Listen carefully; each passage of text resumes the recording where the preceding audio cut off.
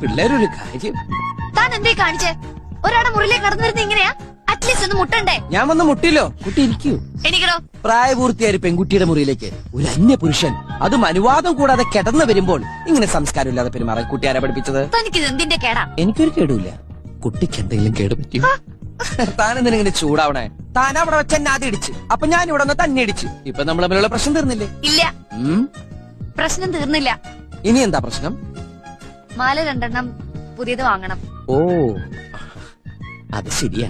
ഒരു ചെക്കനും പെണ്ണുപയോഗിച്ച മാല വേറൊരു ചെക്കനും പെണ്ണുപയോഗിക്കാൻ പാടില്ല. എന്തോന്ന്? അല്ല, വേറൊരു പുതിയ മാല വാങ്ങിക്കണമെന്ന് പറഞ്ഞതാ. ആ, എന്നാ ദഹനക്കാരൻ ചെല്ല്. ആരാ? ദഹനക്കാരൻ. അറിയാണ്ടൊരു മാല ഇട്ടപ്പോ ഇങ്ങനെ. അപ്പൊ ഞാൻ ശരിക്കും ഒരു മാല ഇട്ടിരുന്നെങ്കി എന്റെ അമ്മോ.